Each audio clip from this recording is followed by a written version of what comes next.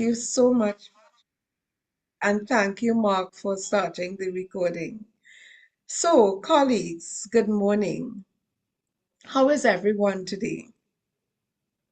In the chat, very quickly, just put an icon, not necessarily in the chat, use the emoticons to let us know how you are this morning as we engage in some dialogue concerning culturally responsive teaching and practice. Hi, Rebecca, Darian. I see persons oh, Darian's feeling blessed. Glad to hear that. So thank you so much. We are going to move in right now to our presentation.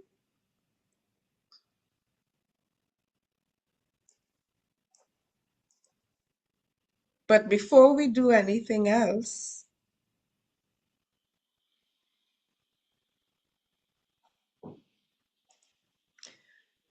we want to spend a little time reading our photo and video disclaimer.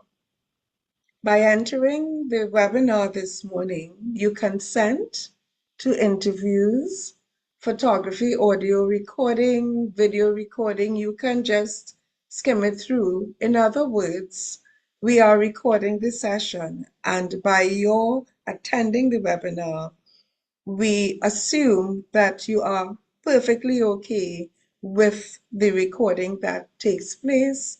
Please be advised and be assured that the recording will only be used for educational purposes. And once the quality is good enough, it is usually uploaded to the CETL website, YouTube channel, that is. So if there are any objections to your being captured in the recording, please contact us at the CETL and we will make every effort to ensure that you are not visible to all and sundry. But we've never had any issues. This is an internal webinar, internal to the campus, to the university, and it is not shared abroad, further afield. So we are all in a safe space where this is concerned. There's one more disclaimer that I would like to make, and that is, and I'd said this to my director, Dr. Hill, when he gave me this assignment to say, Dr. Hill, I'm not a cultural studies expert, so I'm feeling a little out of my depth, even though personally in my own practice as an educator, I have made an effort as much as possible to include culturally relevant elements in my pedagogy and here in the tertiary education context in my andragogy.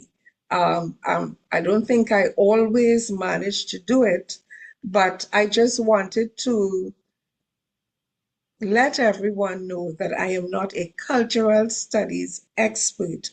Like you, I am learning too about culturally responsive teaching practice and its importance within our Caribbean context, and more specifically within our tertiary education or higher education context.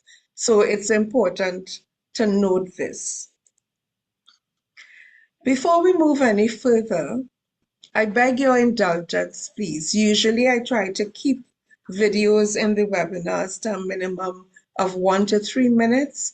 This is lengthy, but it speaks very emphatically to the whole topic of our cultural heritage being integrated or being considered when we teach. So take a listen. Let's go to the link. I just want to confirm that everyone is hearing the sound. Yes, I'm here. Thank you. So let me just, yes.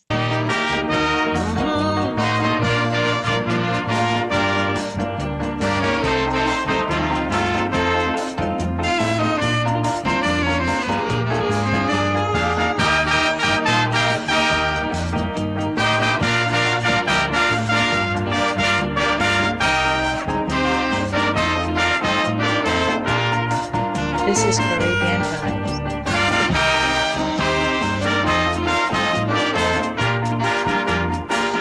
To you, dear folks, I'm appealing.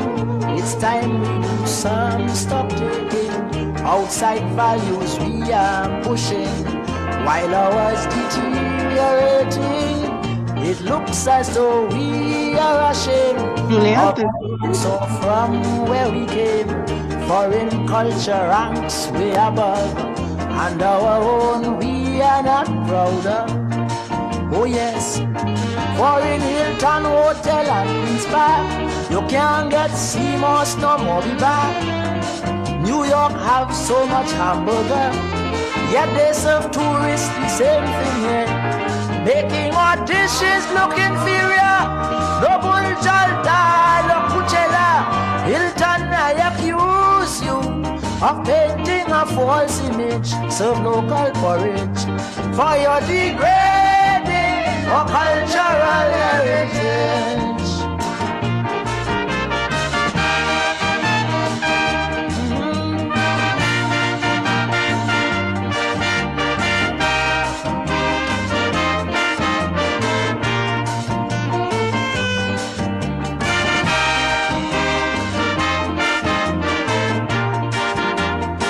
Search your conscience, everybody, and see whether you are guilty. Like those who pay culture lip service, and they go outside to the service. Imagine a music festival, have no calypso, what a shame, pal. And why isn't there a steel band in each and every institution? Oh yes, some sponsor steel bands only to advertise their company. The national drink is still whiskey, while they brand rum and rum shops nasty. Christmas is still apples and grapes, while our fruits taking second place. If you know you're guilty of these wrongs, well I charge thee, change your image for your degrading or cultural heritage.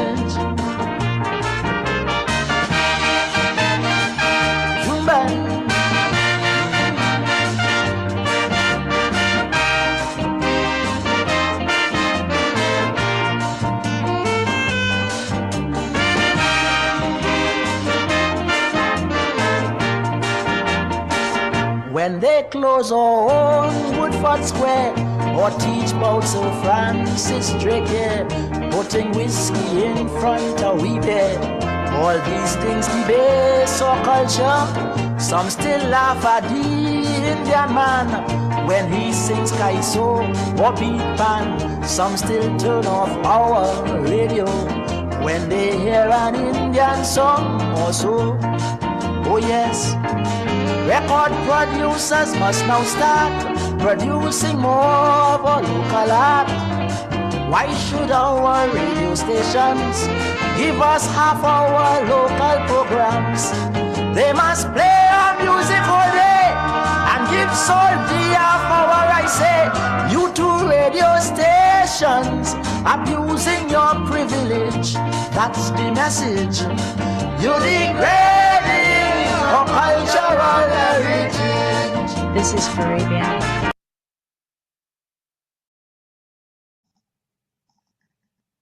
Thank you for taking the time to listen to that. We're going to continue now. Always have to try to get back to my presentation. Let's get back in. Are you seeing it again?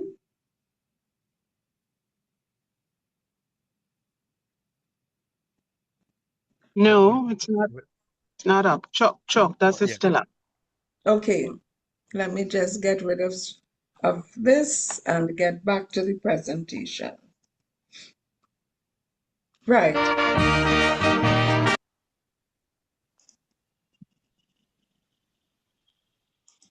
Right. Are you seeing it now?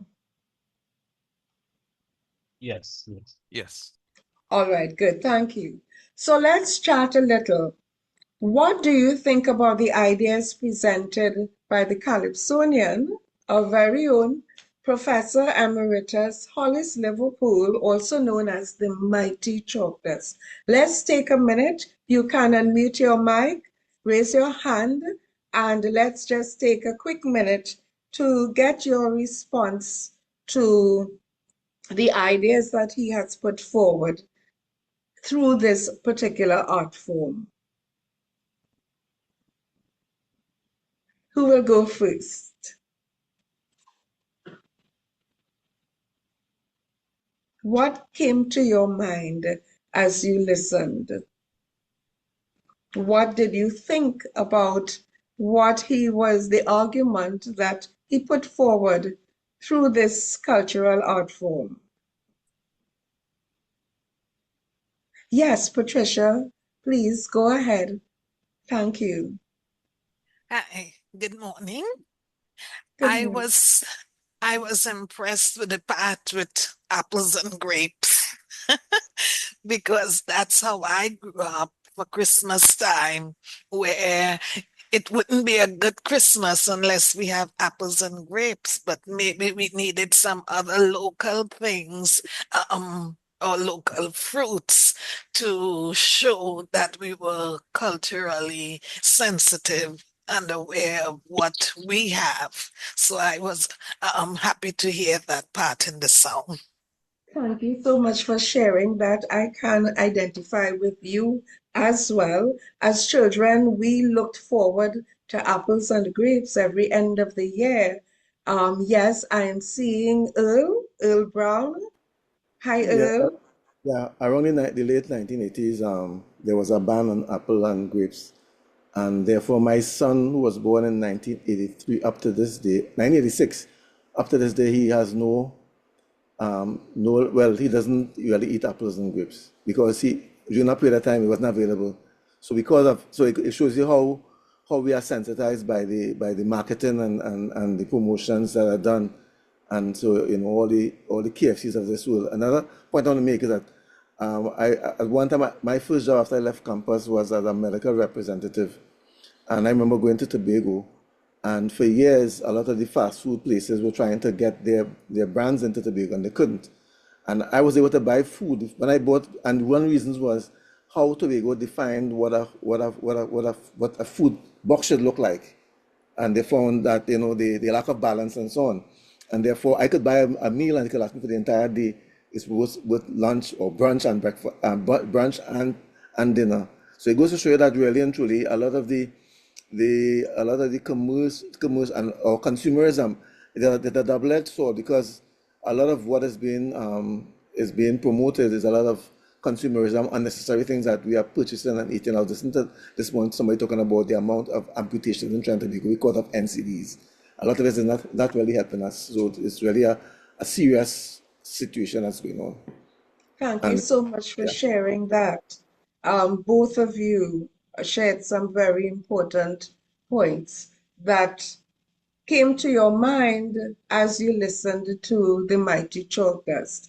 And as I was preparing this presentation, I chuckled to myself that chalk dust, we don't really use blackboards again, but that's a sobriquet, and I think we would have a great problem if we decided to change it because we're now in the digital age to the mighty whiteboard.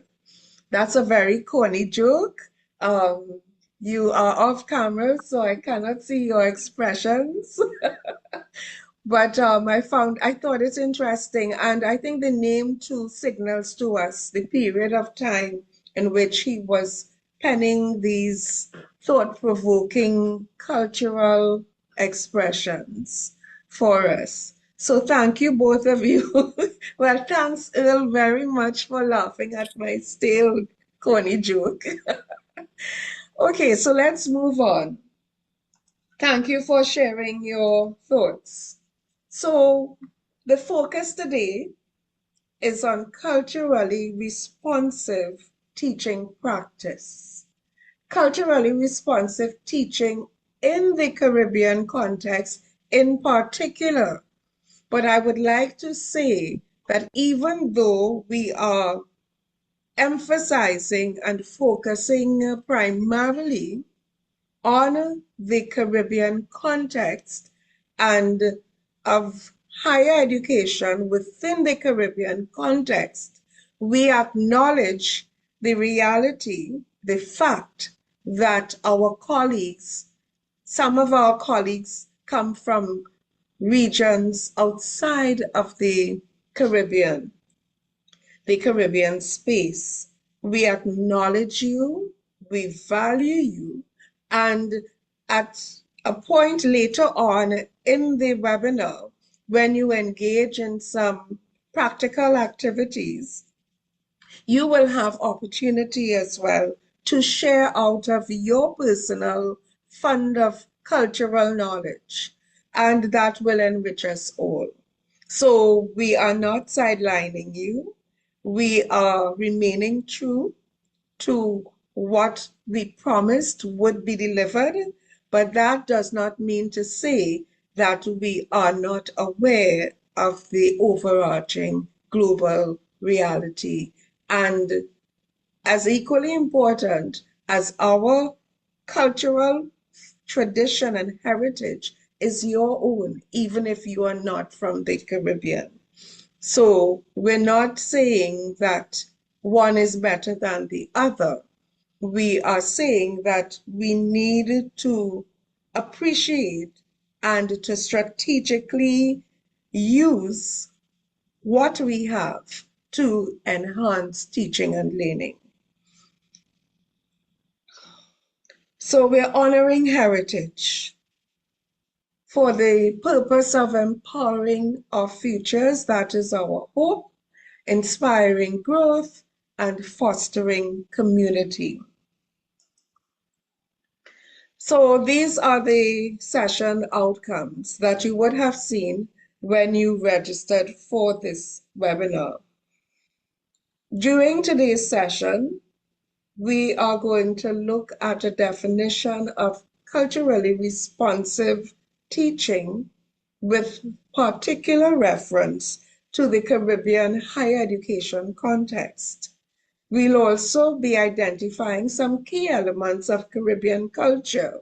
We've already started to do that, that influence student engagement and learning or have the potential to. We also want to spend a little time analyzing how our own personal cultural assumptions may impact our teaching practices. There's something called positionality. We also want to examine culturally responsive strategies, just some. The list that we share with you is not exhaustive. I always over-prepare for these 2-hour webinars and then have to remind myself that it's not a unit that extends throughout the entire semester. So, but we want to examine a few culturally responsive strategies in curriculum design, classroom interaction and assessment. And finally, we want to get to the point of beginning to conceptualize an action plan to incorporate CRT, that's culturally responsive teaching principles, into our teaching practice. So I hope you find these strategies helpful. So let's chat a little more, let's reflect, and let's write. I would like you to save this link that I am going to put in the chat.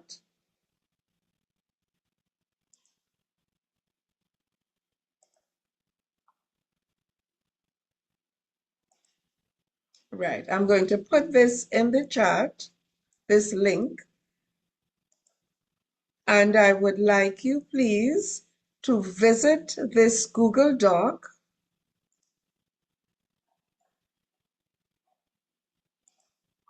Yes, I'm placing it now. And I'd like you to save this link because we will continue to use it for practical activities during the webinar. So I'll give you 10 seconds to copy and paste that link into a Word document somewhere and save it so that you would have it even when you go into your breakout rooms afterwards. But we could always share it again. So we want you now to access this link. And when you open the Google document, we would like you to write your response very succinctly. We just have 2 minutes. Well, I said 5 minutes, but let's try to do it in 2 or 3 minutes to respond to the first prompt that you see in that Google document. What cultural traditions, and I put Caribbean in brackets because we just acknowledged that we have persons from outside of the region also as part of our professional learning community here at the St. Augustine campus and within the region at large. What cultural traditions do you see reflected in your educational context and experience? So we're asking you to reflect reflexively for the next 3 to 5 minutes. Yes, Darion, go ahead, please. Hi, Julia. I just requested access to the link because I didn't get to. Okay, Yeah, thank you. thank you. So let me fix that quickly.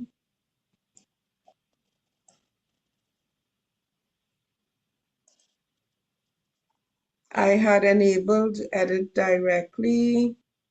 So Juliet, I had the same issue. I had to request I access. will change the I will enable edit access. So sorry about that, folks. I will copy the new link. You are now an editor. Let me copy and I'm going to paste the new link in the chat. Please let me know if it works. Now, if you have access, And this you one should have opens up. access now. Yeah, Yes? thank you. Is it opening? Yes, yes. Thank you for that. Sorry about that, folks. Right. So you have 3 to 4 minutes, 5 with a little push, to work on this now.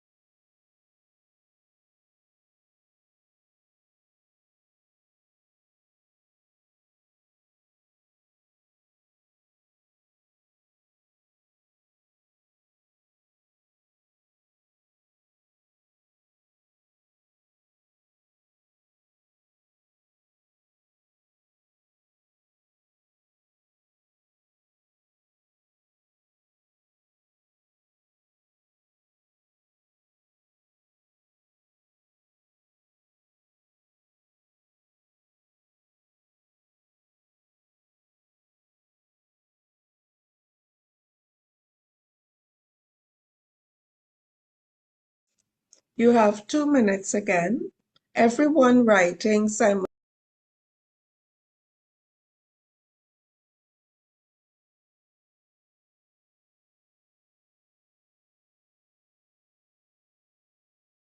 And please remember, we're only responding at this point in time to the reflection prompt number 1.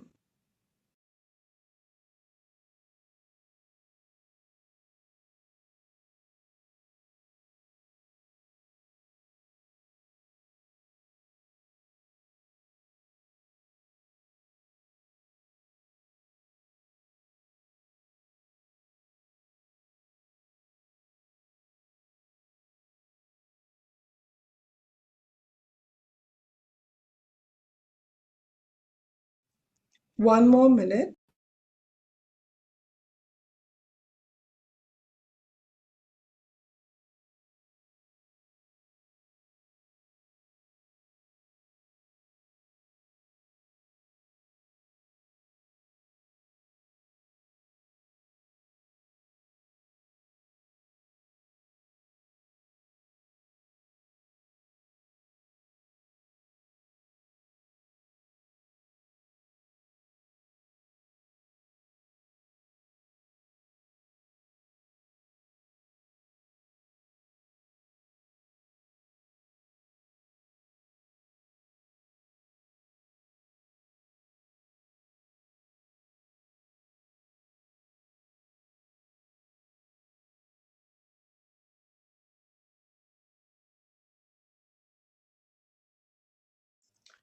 Okay, time is up. Before moving on, I am going to just read what you have input into the reflective document. So the question was the reflective prompt, and I call it a reflexive reflection, a collaborative, collective one in this case. What Caribbean cultural traditions do you see reflected, Caribbean or otherwise cultural traditions, do you see reflected in your educational context and experience? Someone wrote, I realized that many students use non-Caribbean examples in their work that we discuss, that reflecting on norms and values and institutions. The use of international resources versus Caribbean. Pervasively negative attitudes to the, I don't know what TEC stands for. You can unmute, enlighten us, please. Oh, Trinidad, is it English? Yes, English Creole. Trinidad English, yes, and the refusal to thank you for clarifying. So pervasively negative attitudes to the Trinidad English Creole and the refusal to acknowledge the standard variation of English as a second language in our linguistic context. Yes, these are powerful points indeed, points of reflection. The use of the oral tradition, sharing stories, anecdotes, and experiences in addition to subject content. I had a science teacher at secondary school who prefaced every class session with a story, sharing stories about local and Caribbean heroes in various fields. I see the use of our calypso as a social critique used. I use examples revolving around local cuisine or our behaviors around certain food vendors, for example, Doubles and KFC Trinidad. The respect and teachings from our old school Caribbean parents we learned from home, the relatable stories that can be passed on, and the literature of expression delivered and involved our Creole uniqueness. So what this is telling us, what this is confirming, is that we do have culturally responsive teaching practices happening and they've been happening for some time. But why this webinar then? Is it that we all ensure that our teaching is culturally relevant to our learners? So thank you for sharing what you have shared. It doesn't look like everyone was able to write, but as time goes on, you can always add your piece. So let's move on. Thank you for your contributions. So our first session outcome takes us to look at the definition of culturally responsive teaching, CRT, in the Caribbean context. What is culturally responsive teaching? It's an educational approach that recognizes the importance of including students' cultural references in all aspects of learning. It acknowledges and values diverse cultural backgrounds, experiences, and perspectives. CRT builds on students' existing knowledge. I used the term fund of knowledge earlier on when we just started. Their cultural experiences and frames of reference. So they're not coming to us tabula rasa in a cultural sense. They're coming to us with a whole fount of cultural experience and knowledge from their particular contexts of life and lived experiences. And CRT we understand as being particularly relevant in the Caribbean context as a direct result of our colonial history, and we will explore that a little more as we move along, and diverse cultural heritage. Here's another reflection prompt just for you to do some intrapersonal communication. How might your own educational experiences have been enhanced if they weren't through culturally responsive approaches? So that's some food for thought. Our second learning outcome for today's session says that we are going to look at some key elements of Caribbean cultures that influence student engagement and learning. So, but before we look at those key elements, there must be a reason why we do what we do. And this is what the literature that I was exploring says to us. I acknowledge as well that I relied really heavily on AI, but I had to go and cross-reference, double-check certain things, comb through some texts that I have. I checked out Google Scholar to verify certain things as I built out the presentation. I don't think it's perfect, but we came across some very useful things using ChatGPT and other AI tools. So I wanted to acknowledge that. So it's not that you can't go and access this information yourself.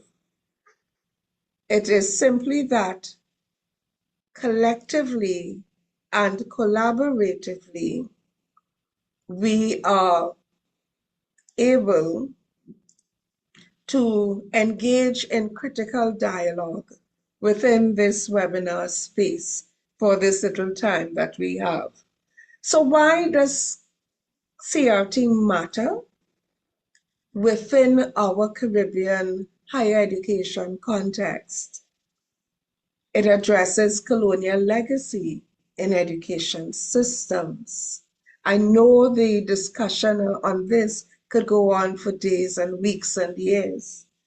It ensures curricular relevance to students' lived experiences, promotes social justice and equitable learning opportunities, we as educators are keenly interested in ensuring that there's equity in our teaching and learning, that it's not just about equality. There's a difference between equality and equity. Is our teaching practice facilitating equitable opportunity for all to learn? Our learners are diverse learners. It validates, CRDT validates Caribbean knowledge systems alongside Western academic traditions. And when I read this, what comes to mind is something that I heard Royal Gibbons, he either said it or I came across it reading something that was a very long time ago. I'm no spring chicken, as you all know, but it's something that resonated with me and continues to resonate even today as a Caribbean-based practitioner. And that is, he used the term epistemic sovereignty. That's something that we have that comes out of our funds of cultural knowledge. And we own the thing. It's ours, and we ought to value it as much as one might value what? Jewels, okay, crown jewels, so to speak. And CRT supports student engagement, identity formation. I don't know if we have any psychologists in our midst, but I know you can speak a lot to the importance of this and academic success. I don't want to go off on a tangent, but I have a pet peeve about many of our young people. I'm a grandmother as well. Our young people placing so much priority and value on foreign cultural pop culture, which I appreciate, but not valuing our own. So on evenings when I'm taking my grandson home, I tune into TTT, I tune into 91.1 sometimes, and I let him hear the calypsos. And I notice that he becomes very pensive and very attentive. If you give him a chance, it's just something that I consider noise at my age in his ears all the time that I cannot translate, I cannot comprehend, but I try to expose him to our cultural heritage in different forms. And I've been seeing him paying attention. And he started asking questions about the meaning inside of some of the calypsos.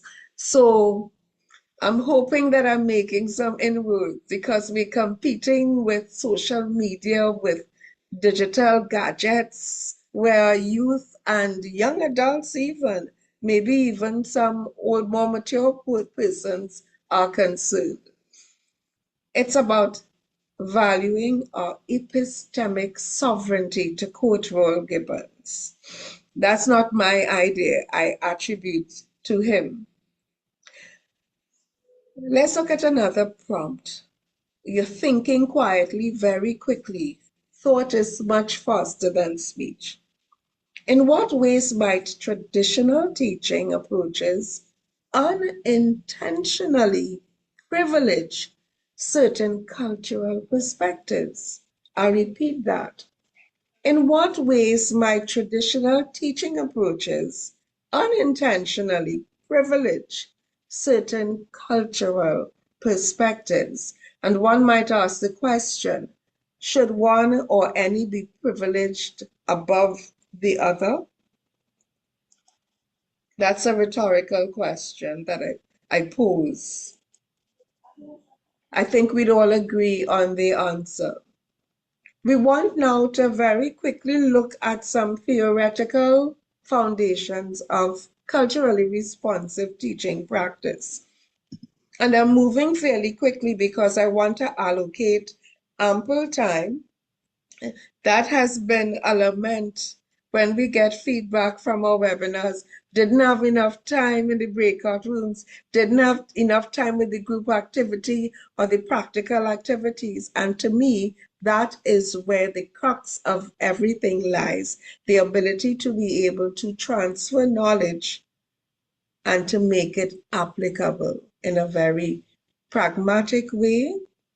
We understand as educators the importance of praxis being undergirded by theory or theoretical foundations, but we must be able to transfer that knowledge in a meaningful, impactful, and positive way. The implications are far-reaching. And as far as I'm concerned, if all that I have learned simply remains in the realm of theory, then I have failed as an educator. So CRT is grounded in a cluster of interconnected theories about culture, learning, power, and equity.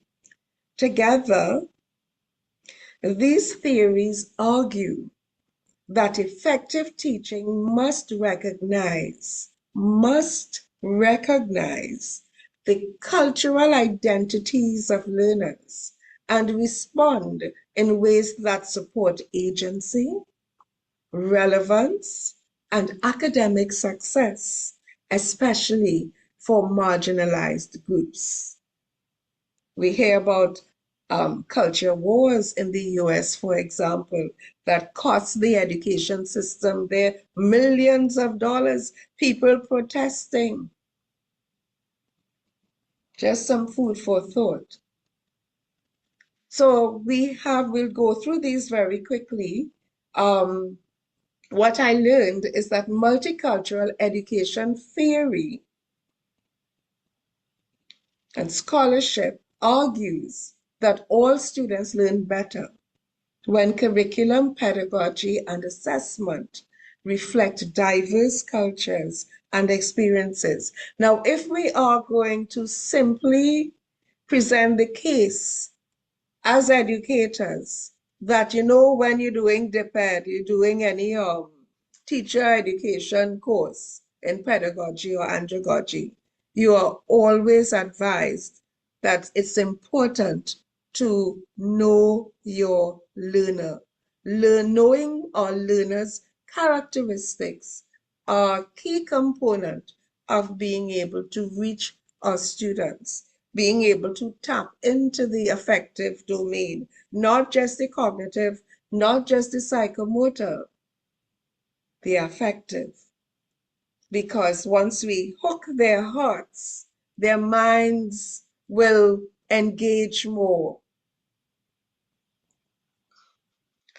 Core premises: culture shapes cognition, communication, and motivation. And we're using culture, we're understanding culture to mean more than the creative arts or the performing arts. Culture, simply put, is a way of life full of tradition, customs, mores, our histories, our ways of doing and being as people.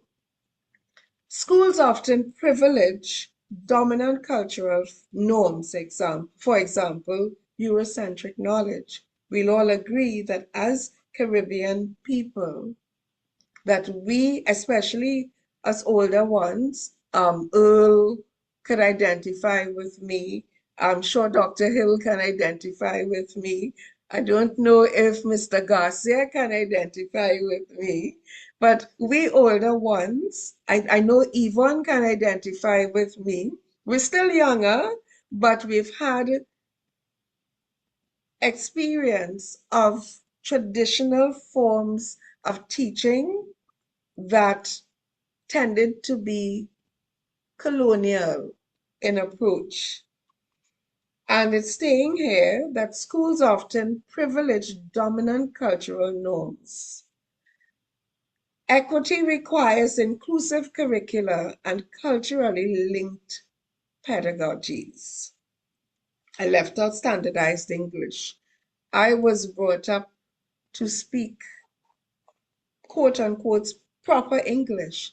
And it wasn't until I started my degree, my studies here at UB, St. Augustine, that I became aware of the fact that Creoles have structures and languages in their own right, and that Standard English is another variation of language. I'm not a linguist, but we understand the importance of being able to code switch because of the nature of the globalized world in which we live, and Standard English is the language of academia. Okay, so we understand the distinctions. So look at some other names. Latson Billings introduced the concept of culturally relevant pedagogy that emphasizes academic success, cultural competence, and critical consciousness. It's so important, especially in today's age, for learners at any age to develop critical thinking skills. It's a 21st century skills. So is it that ensuring that our pedagogy or andragogy is culturally responsive will support and empower our learners to develop critical thinking skills? And I would add creative thinking skills. More food for thought. Constructivist learning theory. It's inherently constructivist. Learners build new knowledge from what they already know. We come back to that term, funds of knowledge. And this theory argues that students' home and community cultural practices contain rich, sophisticated knowledge system. And I remember when I was doing my DipEd program, the postgrad DipEd program, I think that would have been in the year 2000 or 2001, becoming acquainted with the concept of deficit theorizing. We were persuaded to not be guilty of having an attitude where we thought that our students knew nothing and we were the sages on the stage to just fill up their empty heads. We were disabused of that notion if we held it. Freire's critical pedagogy is also grounded in critical pedagogy, which, that should read differently. It addresses power, voice, oppression, and liberation. And we got from Freire, Paulo Freire, the famous quote, "Education is the practice of freedom." What's the relevance of these theoretical foundations that we have just explored briefly? Caribbean classrooms still bear the legacy of colonial schooling, plantation power relations, language hierarchies, colorist and class-based attitudes. In the Caribbean, multicultural education connects to our multi-ethnic histories: African, Indian, Indigenous, Chinese, European, Syrian, Lebanese, and if any have been left out, you can add, and the need to decolonize Eurocentric curricula. At the UB, this translates into integrating Caribbean histories and literature, Creole languages and dialects, local art forms, for example, our calypso, or chutney, or reggae, the carnival, etc. We're moving on now to explore some ideas that would help us to achieve this third session learning outcome. Analyze how our personal assumptions may impact teaching practices, and we've already started to do that. So I want you to go back into the Google Doc, the reflexive document, and respond quickly to the next two prompts. How might your own educational experiences have been enhanced through culturally responsive approaches? Some of you already alluded to that. And in what ways might traditional teaching approaches unintentionally privilege certain cultural perspectives? So let's spend about 3 minutes. Be very succinct. You can do it in point form, bullet form, and let's come back because we need to get to the place of developing an action plan and going into breakout rooms and doing some group activity where we cooperate and collaborate and share out of our cultural knowledge and expertise. So let's do that now. Let's take 2 minutes, just bullet point form, and we will come back with that. We also want to factor in maybe a couple minutes for a break, but you will let me know.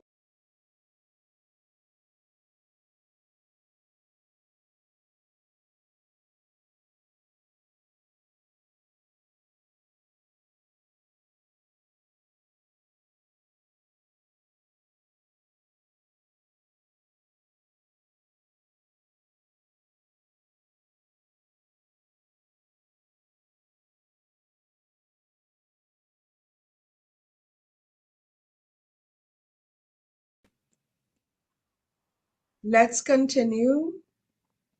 Thank you. Thank you, Mark. So, what are some key elements of, and thank you to everyone. I've been reading all of the reflective statements and I am blown away. I'm clearly seeing a depth of the ability to not just be reflective, but also to be reflexive. So thank you for this, colleagues. So what are some key elements of Caribbean culture that influence learning? Postcolonial history, collective memory, slavery, indentureship, colonialism, and these are all central to our identity as Caribbean persons and peoples. Challenge existing power structures and understanding of past and present. Linguistic diversity, oral traditions, performance culture, religious and spiritual practices, gender dynamics, and identity formation.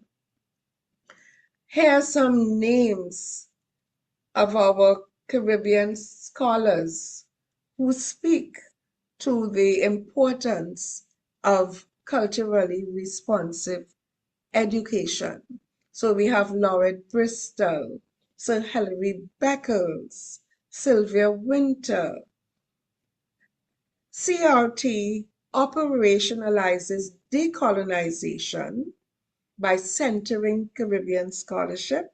A number of our scholars have been writing about decolonizing education in our region, in our spaces, validating local dialects and identity, and encouraging counter-narratives, and critical inquiry. So we also have Chisholm and Bristol, who postulate fostering critical voice, cultural affirmation, and social transformation. And when I read that, I remember Bob Marley, emancipate yourself from mental slavery. None but ourselves can free our minds. Post-colonial, and decolonial theories, we have those as well, impacting the development of culturally responsive teaching practice. What are some key ideas that all of these theories promote? Knowledge production is political. Academic content often centers European perspectives that has been repeated, and decolonizing curriculum requires elevating indigenous and local knowledge. What are some challenges we must always consider if it is we are to develop a strategic plan for addressing gaps in our teaching, even students' gaps in their learning, in their experience of education within a post-colonial space. We also have to take into consideration what are some of the challenges that might be encountered. So some of them might be institutional constraints, traditional expectations. I can tell you some things about that privilege Western academic models. Now, we are not knocking Western academic models. We are simply asserting that we need to be very cognizant that our models for education need to take that which is culturally ours into consideration. Limited resources and support for curriculum design and professional development. Resistance to change from colleagues, students, and students could resist as well. Administration accustomed to traditional approaches. I've experienced all of the above as an educator in my teaching career over the years. Time constraints, assessment requirements, standardization that may conflict with culturally responsive practices, balancing cultural responsiveness with academic rigor. Whatever is done must not shortchange academic rigor. And we as academics, as professionals, as teachers, educators in the higher education context, place a priority on this. So CRT doesn't water it down, it enriches it. And preparation for global contexts. Internalized colonialism within Caribbean educational institutions themselves. Some more challenges, tensions between preserving cultural traditions and preparing students for globalized economies. How do we strike a balance and foster the development of our student skills to be able to strike that balance? We're preparing them for global reality. Lack of Caribbean specific teaching materials and resources. And one of you spoke to that earlier on in the reflection document. Diverse student populations with varying cultural backgrounds and expectations. Let me go back. Limited research on effective CRT practices. So some of us might decide we're going to do some research about this. This would be great. And professional development needs for faculty not trained in culturally responsive approaches. Hence the reason that CETL has placed it on the workshop calendar of events. Let's go now to examine some culturally responsive strategies in curriculum design, classroom interaction, and assessment. I'm going to ask someone to unmute and help me read, please. Quickly.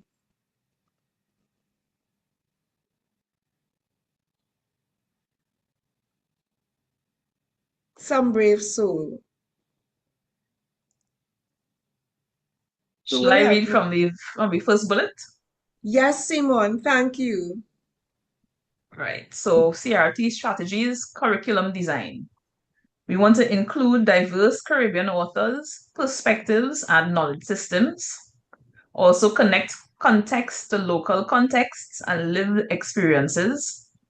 Examine course materials for Eurocentric bias. Incorporate indigenous knowledge and methodologies. Use culturally relevant examples and case studies. And finally, create opportunities for students to contribute cultural knowledge. Thank you very much for helping me. And another pause for just a few seconds. Intrapersonal communication. Which of these strategies would be most transformative in your specific teaching context? Which might be most transformative? And I would like us to underscore that word, transformative. We don't know, well, the behaviorists or persons aligned to the behaviorist school of thought would say that I can't determine that learning has taken place if the students' behaviors do not demonstrate or evidence that. Transformative. And Mezirow comes to mind as another theoretical perspective that we can also consider. Jacques Mezirow, transformative learning theory. We need someone else to read, please. Let's hear a gentleman's voice.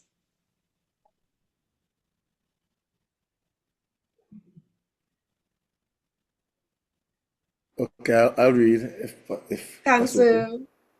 CRT strategies, classroom interaction. Create culturally affirming classroom environments. Use culturally responsive discussion techniques. Incorporate storytelling and oral traditions. Validate multiple dialects and forms of expression. Establish collaborative learning communities. Recognize and address power dynamics. Thank you. Okay, so Yes, go ahead, Will. how might your classroom physical space and interaction patterns be redesigned to reflect Caribbean cultural values? At the class number 3. Thank you, Earl. So, some strategies concerning assessment where CRT is concerned. Offer multiple pathways to demonstrate knowledge. And we have had Dr. Hill, I don't know if he's still in with us, he's very busy, can speak to this quite extensively, universal design for learning. And we've had a series of webinars and workshops that focused on universal design for learning. Another strategy is to value diverse forms of expression, oral presentations. Maybe a student could do a graphic presentation or performance to demonstrate learning has taken place. Create authentic assessments connected to community context. So while the MCQs are valid, and other forms of assessments, for to be truly CRT, a CRT practitioner, we also would include authentic assessments. Those could be formative assessments. Include self-assessment and peer assessment, incorporate collaborative assessment options, and provide culturally responsive feedback. So what assessment approaches might better capture the diverse strengths and the knowledge of our students? Food for thought. I am also proposing a creative pedagogical approach, or we might want to say creative andragogical approach in CRT, culturally responsive teaching practice. A hybrid model of creative education approach that integrates this, a critical transformative pedagogy for creativity, integrates components that, let me go back, integrates components that would allow for the empowerment of learners through ethical, creative, and dialogical practices, aligns with Frere's critical pedagogy. Yeah, I just got something come up here, so trying again. What's that? Hello? Okay, centers creativity in Caribbean postcolonial contexts and draws on the work of scholars such as Anna Croft, Rex Nettleford, Ken Robinson, and others. How might creativity serve as a tool for decolonizing education in our context? I encourage us to contemplate that. I'm going to go back up. I just want to show you the model that I conceptualized out of my research, my doctoral research into creative education in Caribbean and OAS contexts some years ago. And this is what the hybrid model for creative education looks like. So there are three main components of what I call a critical transformative pedagogy for creativity, where you have the elements of critical pedagogy and transformative learning. You see where cultural sensitivity is an important aspect of that. You have pedagogy for creativity, which includes or involves cultural diversity, and you have creative pedagogy that speaks to arts-based pedagogies, developing moral competence, and social competence. And this might be considered a culturally responsive, integrative approach that persons might choose to adopt.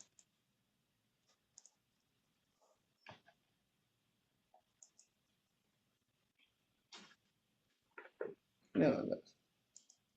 So going back now, let's go forward. Why does CLT matter then in Caribbean higher education contexts? It addresses colonial legacy in education systems. This point has been reinforced throughout this webinar. It ensures curricular relevance to students' lived experiences, promotes social justice and equitable learning opportunities, validates Caribbean knowledge systems alongside Western academic traditions, because we live in a global village. We value colleagues from other universities, from other spaces, from other cultural contexts. We live in a global village, but we value our own just as much. Support student engagement, identity formation, and academic success. And this is in perfect alignment with our campus educational philosophy. The St. Augustine campus creates a learning community and nurtures the emancipation of the human spirit through an active and inclusive learning environment, a culture of inquiry, equity, and justice, a culturally and socially responsive pedagogy. I didn't write this up. This is what obtains here on the campus in terms of a policy and philosophical premise for what we do in teaching and learning. An eclectic and socially relevant research culture, an integrated curriculum with opportunities for creativity, innovation, and entrepreneurship, authentic and engaging learning and assessment methods, and an informed feedback on teaching and learning. And if we look at our profile of the ideal UWI graduate, you're going to see some of these characteristics featuring there. If we look at the profile of the ideal CARICOM person, we see alignment there as well. If we go to our strategic plan and the different pillars, we will see alignment there as well.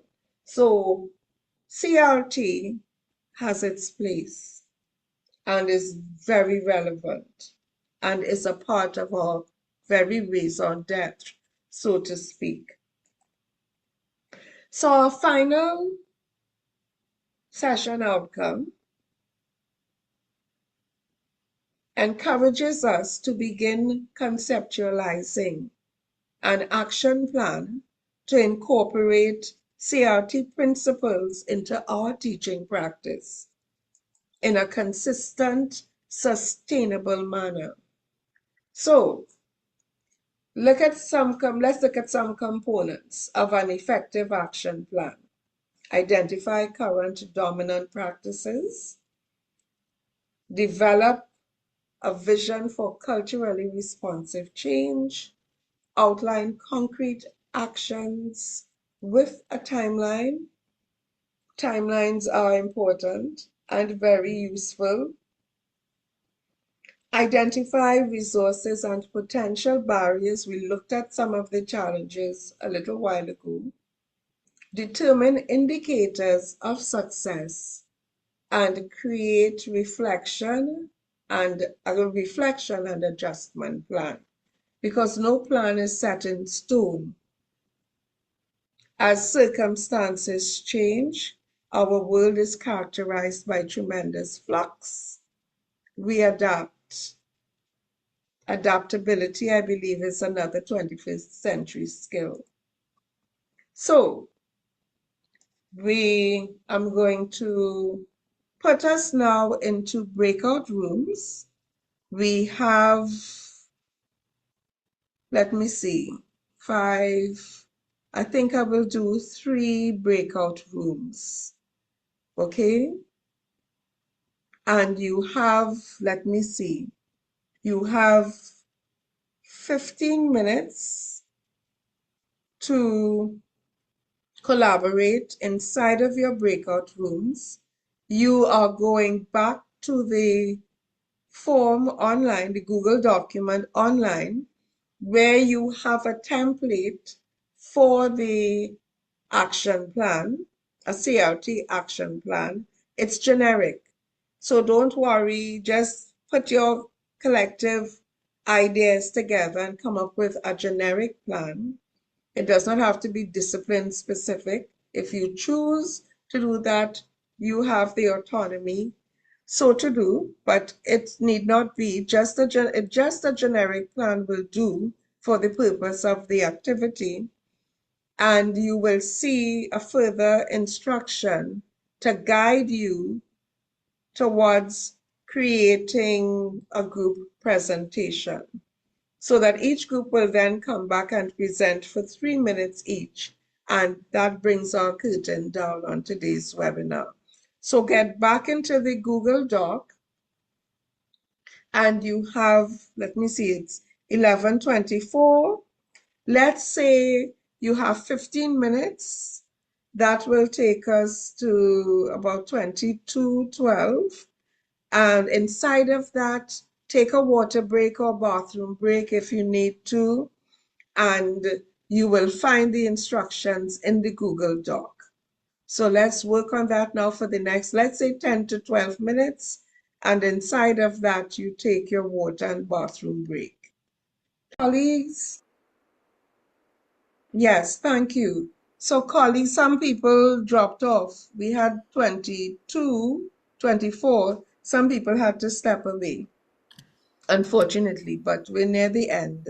So thank you for staying the course and for engaging so diligently. I was going through your action plans as you were developing them, and I was very impressed. And persons were deeply, deeply engrossed in the activity. There was deep engagement, which tells me that you are taking this thing very seriously.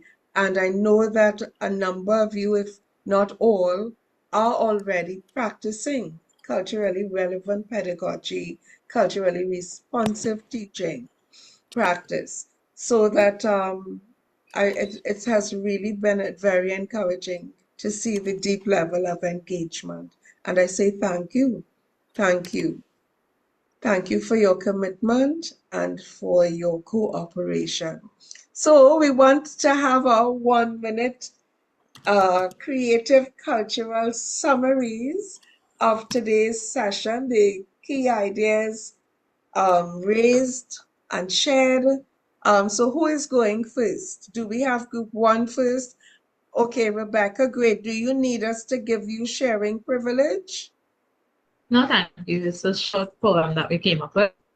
All right, thank you. We're inspired by first your mention of Fair's pedagogy of the oppressed, and further Bell Hooks's engaged pedagogy, where she speaks to trying to heal the mind-body split by incorporating culturally relevant materials in the classroom and making it collaborative experiences. And we came up with the following very short poem. A teacher named Nalini, bright and keen, made her lessons more culturally seen. Creole music and art, carving its way to our students' hearts. Thank you. Let's show some applause. That is beautiful. Thank you to which group is this? I can't remember if it's group 1, 2, or 3. This is group 2.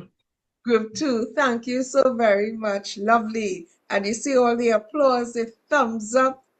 Excellent. Captured very salient points there in that poem. So let's have the next group, please. Thank you. Do you need sharing privilege?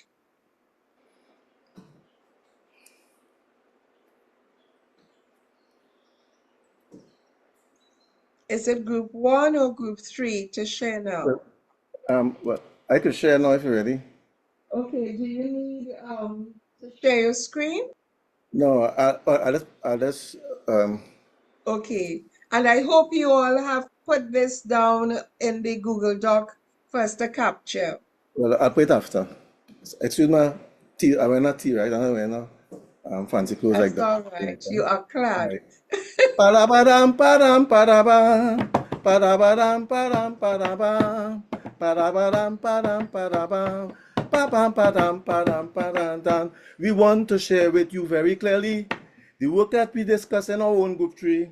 We want to deal very ethically with politics very relevant culturally. I don't know if you know what's going on in Vinci. The Prime Minister said we interfere in UNC. We want students to interact and reflect plenty with politics on the ground and in the city. San humanity. Sans, Great. look at how look at how the place is lighting up with applause emoticons. Thank you for sharing that, Earl. I didn't know you were an extempo boss too. Beautiful. Okay, thank you. Well done, groups 1 and 2. And to bring the curtain down, we have our Dr. Julia. Julia, I'm not going to get in trouble with you again for not No, I pronouncing. was in group 3. We Okay, presented. great. So you're presenting, you need to share the screen? No, I'm in group 3, so we had already our presented for our group and Oh, summarized you are it. group 3, so we just have group Yes. 1 to present now. Thank you. So group 1, do you need to share screen? No, I think it's Simone, right? Simone, you'll do that poem. Oh, well, we had 2. I didn't manage to capture the second one, but I just have mine, if that's all right. And you could go ahead with the second one. Yeah, you can go ahead with yours. Yeah, all right. So this was in a limerick. I saw that and I got excited. So ours that we came up with is there once was a teacher so keen who left snowy hills for lush green. In the Caribbean sun, they found learning much more fun, where local culture and not just Europe was seen. Wow, wow, speaks volumes. You only say short, sweet, and spicy? Excellent. You folks are amazing. Thank you so much. Thank you Yeah, we so use AI to help us in the interest of time. Well, of course. Oh, and thank you for saying that because I neglected to mention that it was okay to use and acknowledge AI. Once you use it, you acknowledge it. All Yeah. right. So thank you for that. So oh, this is excellent. Um, I encourage everyone to I know you have to rush off to lunch and other things. To read each other's action plans, you might find it helpful to continue to collaborate on those action plans. And to bring the curtain down on today's webinar, um, I want to encourage us to crank up our CRT engines. Now, at the start of the webinar, we had this image. I think I was to put it in. We had this image of that room. I actually had the room populated with furniture and yes, yes. Are you seeing it? No. You're not seeing the room? No, not right now. Oh, hey, I need to share my screen again. All right. Right. Tell me if you're seeing it now. Yes? Yeah, I'm seeing it. Yeah. Right. So, do you remember what the room looked like earlier? Let's switch back to it. Right. The room looked like this. And then I populated it with furniture and artifacts, and I called it our CRT Caribbean Engine Room. So, to bring the curtain down, I said, let's crank our CRT engines, the engine room of culturally responsive teaching practice. And this is for you, my dear colleagues.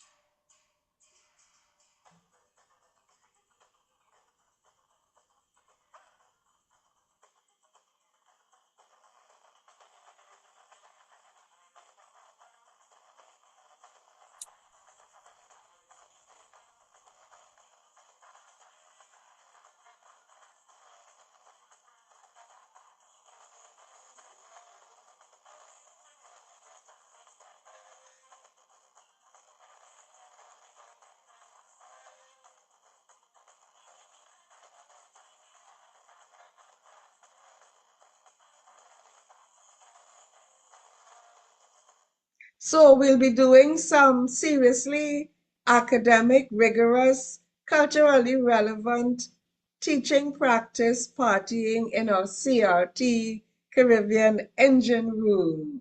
And on that note, I say thank you, folks.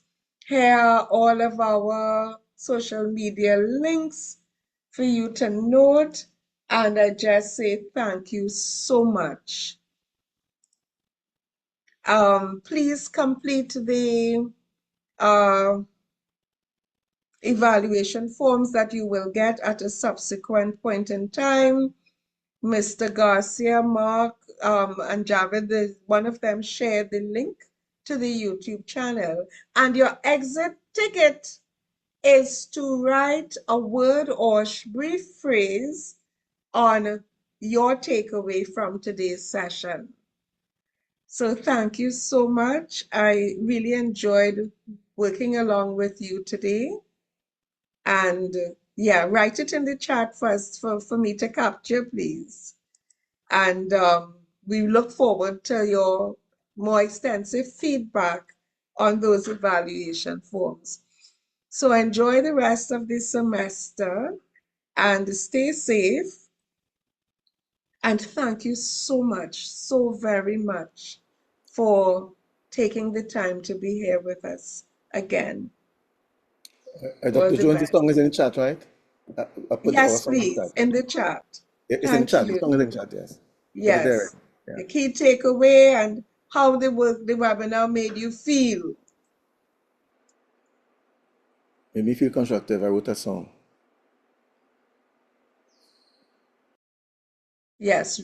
Put your responses in the chat, please. Key takeaway and how the webinar made you feel.